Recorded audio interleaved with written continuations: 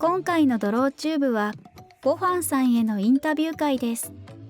インタビュー回答の音声は私、日向さくらがお送りいたします。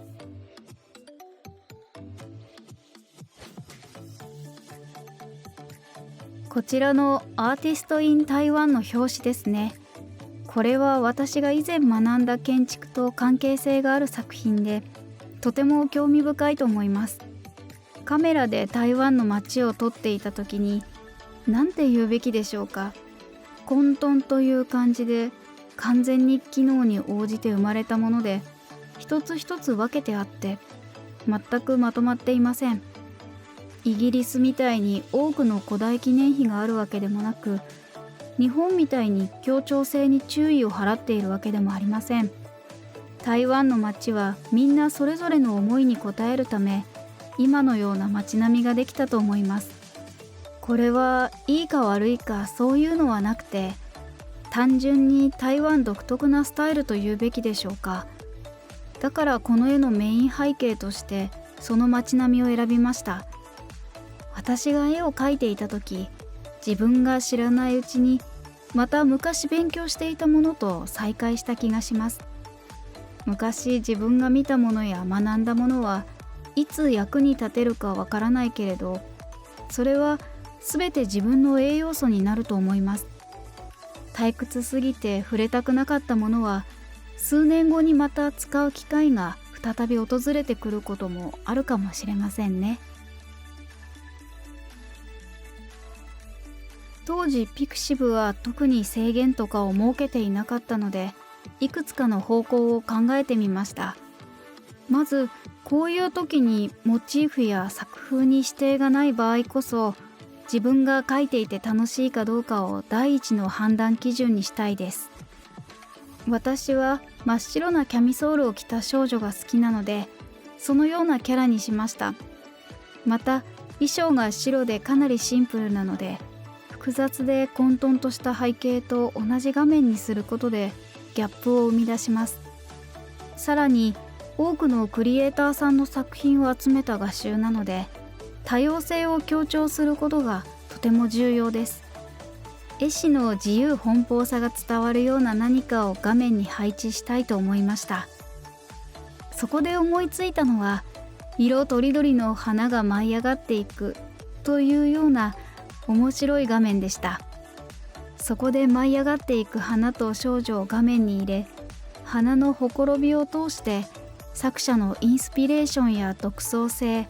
意欲を表現するような構図にしたのです。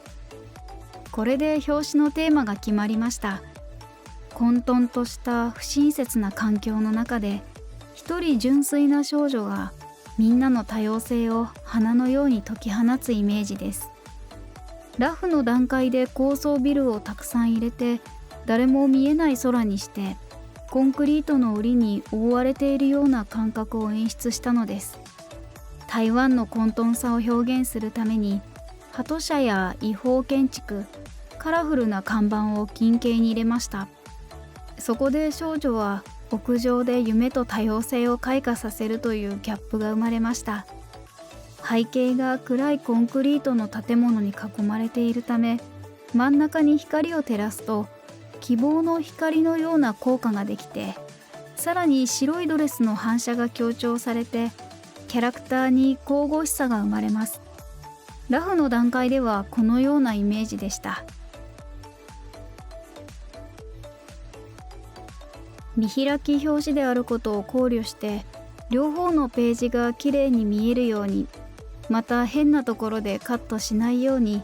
書く時の目安として簡単な黒い枠を作っていました。絵がつながっている状態でも、別々の絵に分けられた状態でも、一枚の絵として成立させなければいけません。だから絵が完成してからカットするのではなく、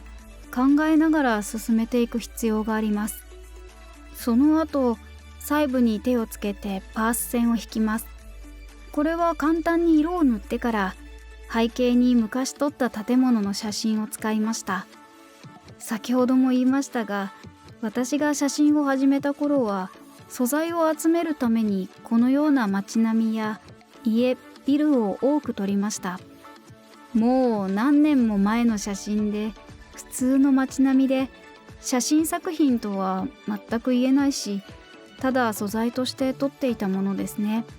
一見極めて普通で、あまり使う場面がないと思われるけど、この絵を描くときに昔撮った写真の存在を思い出しました。これらの建物の写真を何枚か重ねて素材にしたのですが、でもよく見ると実は複製であることがわかります。それをつなぎ合わせて高層ビルにして、さらに背景に貼り付けました。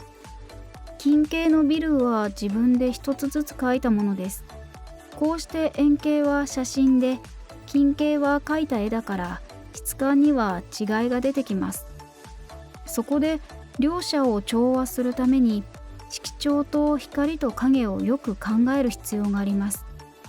光と色調を一致させれば細部の違いをそれほど気にしないものです。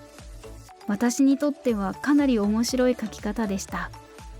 各段階ごとに黒枠で表紙のイメージを確認してから細部に手をつけていきました。中景と円形の建物の差があまりつかないように、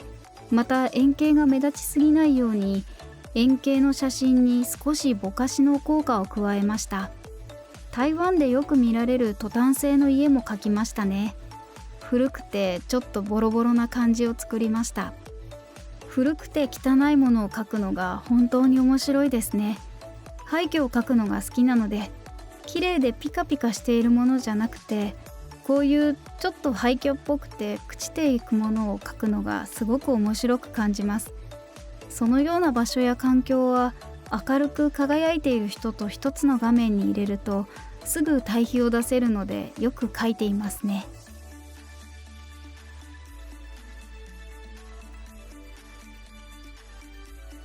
台湾の SNS を見ていると、台湾のクリエイティブ環境は非常に悪いというコメントが結構目に入ると思います。ほぼ毎月、台湾のクリエイティブやアニメーションをもっと発展させるためにはどうしたらいいかという議論が行われていて、9割の人がそれに対してネガティブな思考を抱えています。しかし、今はインターネットの時代です。国や地域という概念にこだわる必要はなく、台湾にいるからといってできることが制限されるわけではないと思います。コロナ禍という時代背景もあり、同じ場所にいても直接会えるというわけでもありませんから。私と友人は皆、さまざまな国や地域からの案件を承っていて、打ち合わせなどはオンラインで行えるから、必ずしも直接会う必要もないのです。だから住む場所をあまり気にせず、もっとクリエイティブにより多くの人に自分の絵を見てもらおうと考えればいいと思います。この絵は混沌と純潔、闇と光、檻と解放、全部の要素が対比になっています。絵の中で対比をうまく使うことでストーリーや雰囲気をより引き出せるのではないかと思いますね。